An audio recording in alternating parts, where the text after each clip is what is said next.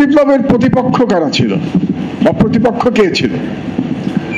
প্রধান প্রতিপক্ষ দুটো ছিল, তার মধ্যে একটা অভ্যন্তরীণ এবং একটা বাইরের।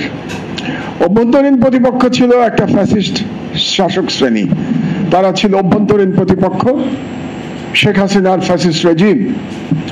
আর বাইরের যে প্রতিপক্ষ ছিল সেটা ছিল হেজেমনিক ইন্ডিয়া। কারণ শেখ হাসিনা 15 বছর ধরে যে ফ্যাসিস্ট শাসন ব্যবস্থা বাংলাদেশে চালাতে পেরেছে, সেটা মূলত পেরেছে ভারতের ব্ল্যাঙ্ক চেকের মাধ্যমে।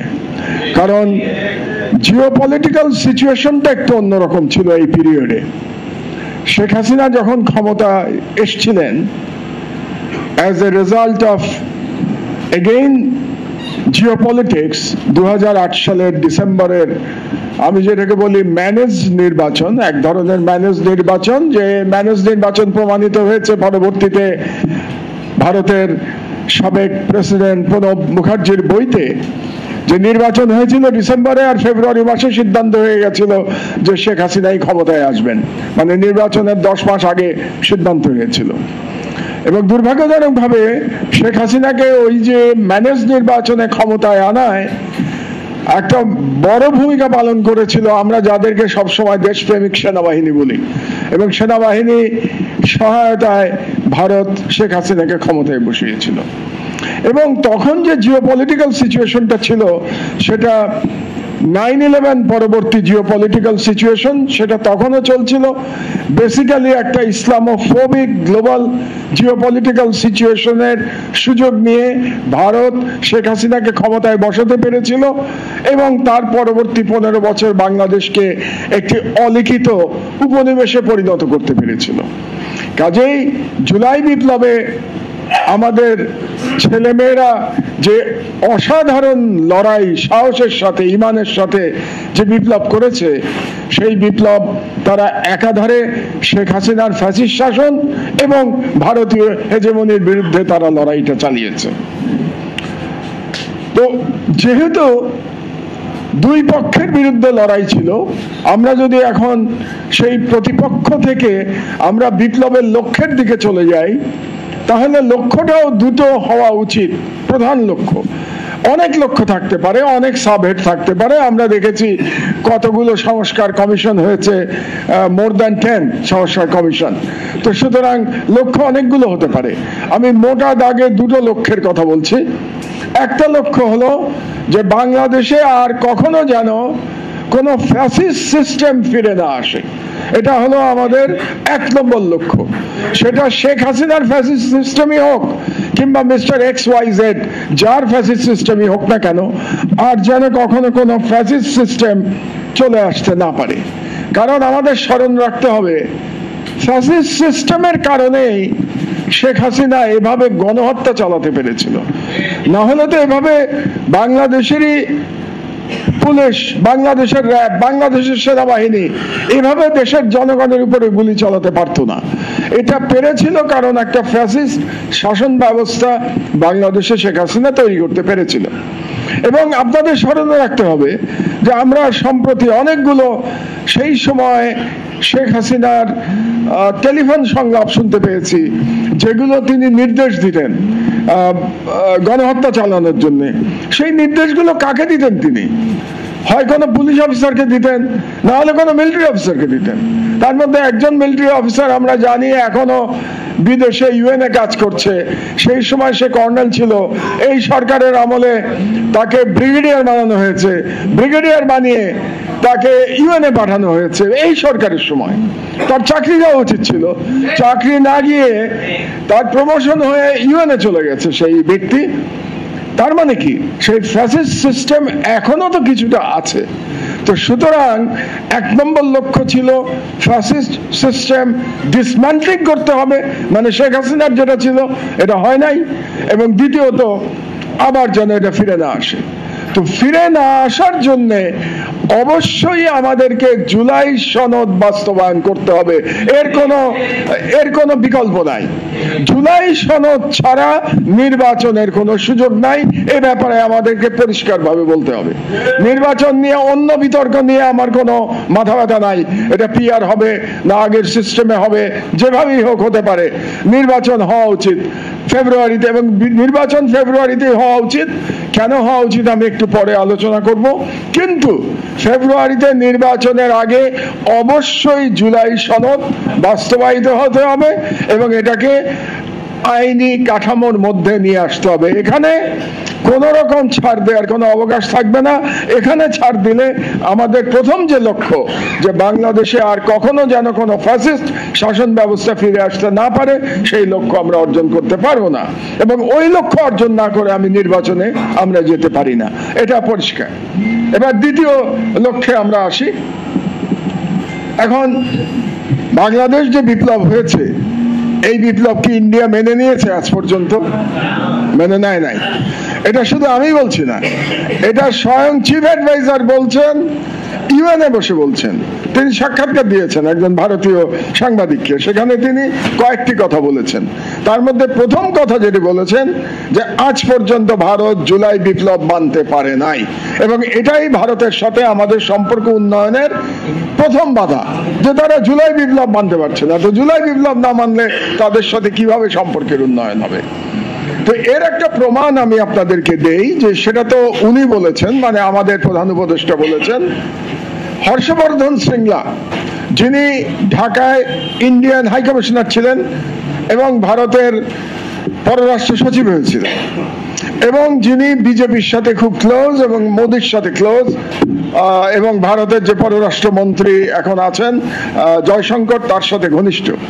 তিনি কদিন আগে বলেছেন একটা বক্তৃতায়, যে বাংলাদেশকে ইঙ্গিত করে বলেছেন যে ভারতের কোন নেইবারিং স্টেটের কোন ইন্টারনাল অ্যাফেয়ার থাকতে পারবে না।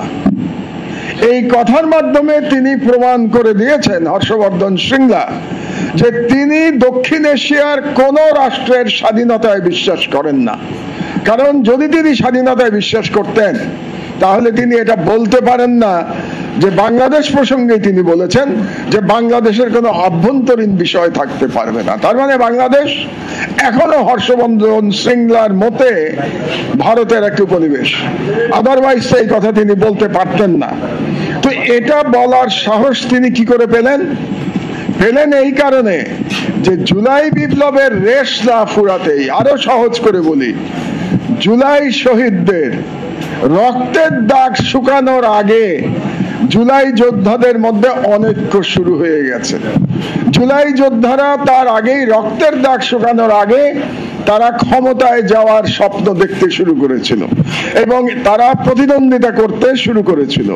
এই কারণেই হর্ষবর্ধন শ্রিংলা তিনি মনে করেছেন যে বাংলাদেশে যেহেতু অনৈক্য আছে, জুলাই যোদ্ধাদের মধ্যেই ঐক্য নাই, জুলাই যে দলগুলো একসাথে বিপ্লব করেছে তাদের মধ্যে ঐক্য নাই, তারা একে অপরের পারলে একে অপরকে নিশ্চিহ্ন করে দেয় এখন, এরকম একটা অবস্থা।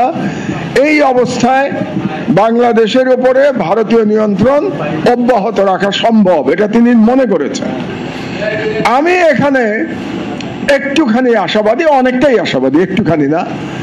কারণটা হচ্ছে, আমরা একটু আগে ডেমোগ্রাফিক অ্যাডভান্টেজের কথা অনেকে বলেছেন, আপনাদেরকে স্মরণ করিয়ে দেই যে বাংলাদেশের ওই একজন হিসাব দিলেন 62% 35 বছরের নিচে। আমার ধারণা ছিল এটা আর একটু কম, তাতেও আমি জানি যে 50% উপরে বাংলাদেশের জনশক্তি তরুণ, এবং নতুন যে ভোটার হবে সেই ভোটার 40%, যারা জীবনে প্রথমবারের মতো ভোট দেবে আগামী নির্বাচনে। বাংলাদেশের তরুণরা যেহেতু স্বাধীনতা এবং ইমানের জোরে তারা শক্তিমান হয়ে গেছে, যেটা প্রমাণ হয়েছে জুলাই বিপ্লবের মধ্যে এবং পরবর্তী 1 বছরের মধ্যে, এই কারণে আমি আশাবাদী। এই তরুণদের উপর ভরসা করে আমি আশাবাদী। আমার মতো বুড়াদের উপরে ভরসা করে আমি আশাবাদী না। আমি আশাবাদী তরুণদের কারণে, যে তারা বাংলাদেশকে আর কখনো ভারতের উপনিবেশে পরিণত হতে দেবে না, সেটা বাংলাদেশের। এবং আমি মনে করি বাংলাদেশের এই তরুণরাই আমাদের স্বাধীনতার রক্ষা কবচ। কোন পুলিশ, কোন মিলিটারি বাংলাদেশের স্বাধীনতা রক্ষা করতে পারবে না। বাংলাদেশের স্বাধীনতা রক্ষা করবে বাংলাদেশের তরুণেরা, এটা প্রমাণিত হয়েছে। কারণ জুলাই বিপ্লব কোন পুলিশ কিংবা কোন মিলিটারি করে নাই। এখানে অনেক সামরিক অফিসার আছেন, তাদের সামনেই আমি বলছি, আপনারা করেন নাই। জুলাই বিপ্লব করেছে বাংলাদেশের তরুণেরা, জীবন দিয়ে করেছে, এবং তাদের হাতে কোনো অস্ত্র ছিল না।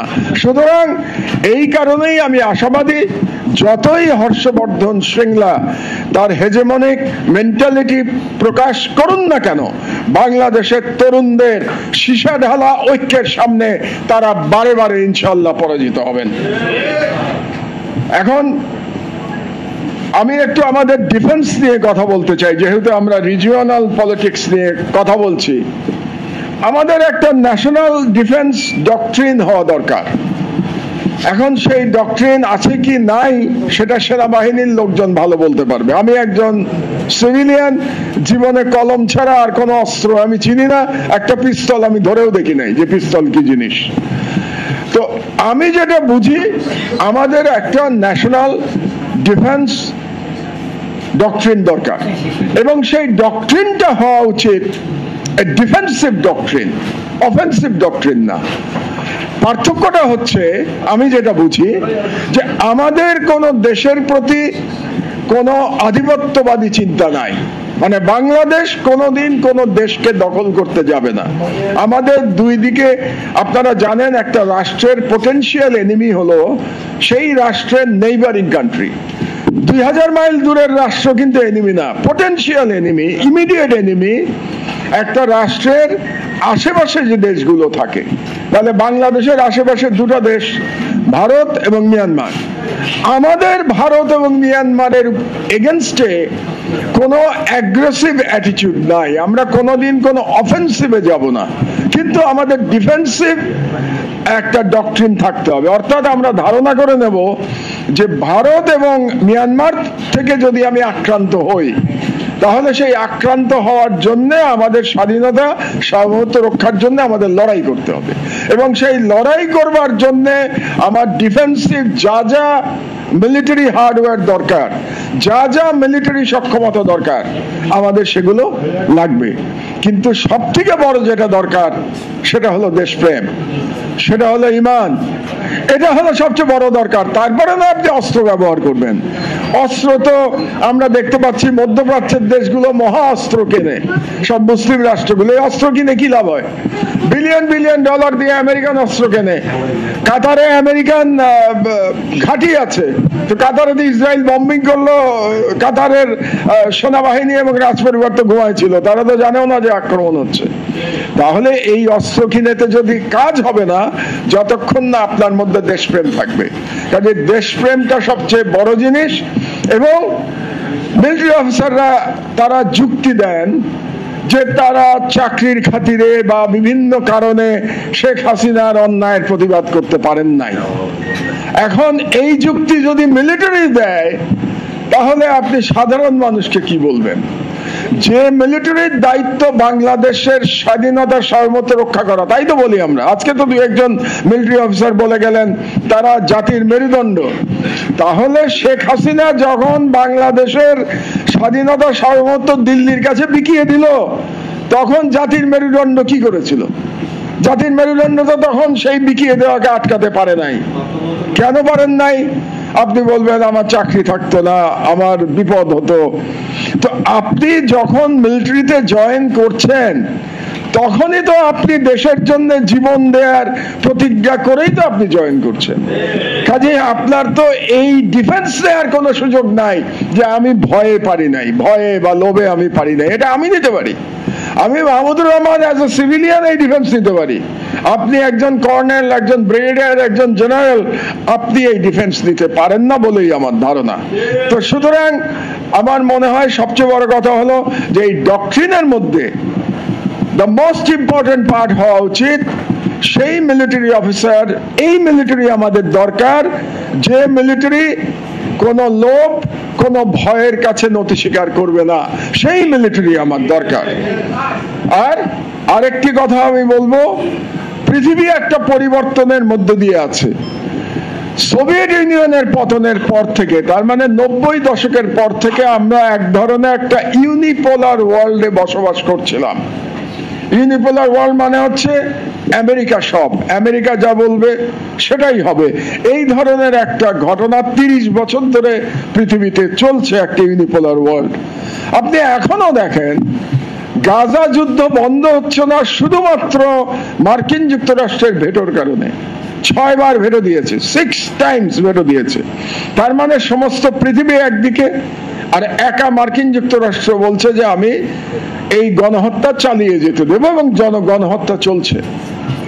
তো এই যে ইউনিপোলার ওয়ার্ল্ডের একটা পরিবর্তন শুরু হয়েছে, আমরা সম্ভবত একটা প্রসেসের মধ্যে আছি, যেই প্রসেসে আমি মনে করি আগামী 10 থেকে 20 বছরের মধ্যে আবার পৃথিবী একটা মাল্টিপোলার ওয়ার্ল্ডের দিকে প্রবেশ করবে।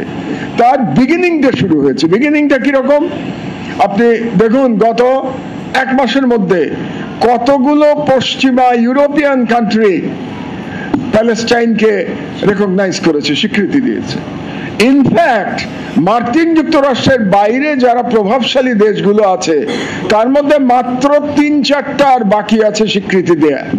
জার্মানি, ইটালি হচ্ছে ইউরোপে এই দুটো দেশ, আর এশিয়াতে যদি আসেন তাহলে আপনি জাপান। এর বাইরে সবগুলো দেশ কিন্তু স্বীকৃতি দিয়ে দিয়েছে, এবং স্বীকৃতি দিচ্ছে মার্কিন যুক্তরাষ্ট্রের অসন্তুষ্টি উপেক্ষা করে স্বীকৃতি দিচ্ছে। তার মানে আমি যে কথাটা বলছিলাম যে মাল্টিপোলার ওয়ার্ল্ডে যাওয়ার যে transformation geopolitical, the process has started. সুতরাং আমাদেরও যে স্ট্র্যাটেজি নিতে হবে, যেটা নিয়ে আমরা আলোচনা করেছি আজকে, ইনফ্যাক্ট আজকের সাবজেক্ট অনেক দীর্ঘ। এই সাবজেক্ট এক একটা ইস্যু নিয়ে এক একদিন সেমিনার হওয়ার মতো সাবজেক্ট, কারণ এতগুলো সাবজেক্ট এই কি নোট পেপারে আছে। সুতরাং মাল্টিপোলার ওয়ার্ল্ডে খাপ খাইয়ে নেয়ার জন্য উপযুক্ত এক ধরনের ফরেন পলিসি আমাদেরকে নির্ধারণ করতে হবে, এবং সেই নির্ধারণ করতে গিয়ে আমার চীনকে যেমন লাগবে সেরকম মার্কিন যুক্তরাষ্ট্রকেও লাগবে, সেরকম ইসলামিক ওয়ার্ল্ডকেও লাগবে। এবং আমি যে আপনারা একজন বললেন যে প্রতি বুধবারে আমি কলাম লিখি, এটা বহুদিন ধরে আমার এই লেখা শুরু। ইনফ্যাক্ট এই লেখার পিছনে খলিলেরও অবদান আছে, বিকজ আমার এই বুধবারের লেখা শুরু হয়েছিল নয়া দিগন্ততে 2007 সাল থেকে 1-11 সরকারের বিরুদ্ধে। 1-11 সরকারকে যখন সবাই ভয়ে কম্পমান, তখন আমি লেখা শুরু করি এই মঈনুদ্দিন সরকারের বিরুদ্ধে। আমি বলা শুরু করি যে এরা ভারতের দালাল, এবং এটা বলা শুরু করেছিলাম 2007 সালে নয়া দিগন্ত পত্রিকায়। তো এখনো আমি লিখি এটা। তো আমি যেটা বলেছি যে সম্প্রতি পাকিস্তান এবং সৌদি আরবের যে চুক্তি হয়েছে, it may be the beginning of another world order, এবং another may be the beginning আমি বলেছি, কারণ এরকম মুসলমান দেশের চুক্তি আগেও হয়েছে, চুক্তি ভাঙতে বেশি সময় লাগে না মুসলমান দেশের মধ্যে। এই জন্যই তো আজকে মুসলমানদের এত দুরবস্থা। তো সেখানেও আমি বলি it's a good beginning. Pakistan Saudi আরবের যে চুক্তি হয়েছে, ইটস এ গুড বিগিনিং। অনেকেই বলছেন this is the seed of Muslim NATO. তো এতদূর পর্যন্ত এটা যাবে কি যাবে না সেটা ভবিষ্যতের ব্যাপার, কিন্তু অন্তত একটা শুরু হয়েছে। ভারত শুদ্ধ নড়ে চড়ে বসছে। ভারতের শশী থারুর গত একদিন আগে এ ব্যাপারে একটা বড় ইন্টারভিউ দিয়েছে, আপনারা পড়ে দেখবেন বা শুনবেন যে তারা কি চিন্তা করছে। তারাও ভয় পেয়েছে, ভারতও কিন্তু ভয় পেয়েছে এই চুক্তি নিয়ে। তো কাজেই আমাদের সবগুলো চিন্তা করতে হবে।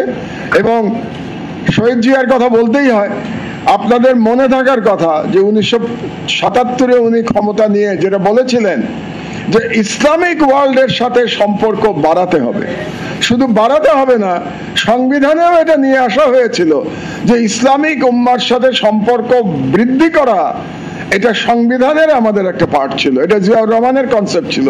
এবং যে কারণে জিয়াউর রহমান যখন নিহত হন, তার আগে ইরান ইরাক যুদ্ধের জন্য জিয়াউর রহমানকে ওয়ান অফ দ্য পারসন ওয়াইসি থেকে বলা হয়েছিল তিনি এই যুদ্ধ বন্ধের জন্য যারা চেষ্টা করবেন দুতিয়ালি করবেন, তাদের মধ্যে general Zia was one of them. মানে এই ধরনের একটা সম্পর্ক, এই ধরনের একটা স্ট্রেচারে কিন্তু জিয়া নিজেকে নিয়ে যেতে পেরেছিলেন। ওই স্ট্রেচারে আজ পর্যন্ত আর কেউ নিয়ে যেতে পারেননি। বাট হ্যাভিং সেড দ্যাট, আমি একটা প্রসঙ্গে, আপনারা অনেকেই ইউনূস সাহেবের সমালোচনা করেছেন আজকে, হয়তো সমালোচনার যুক্তিসঙ্গত কারণও আছে।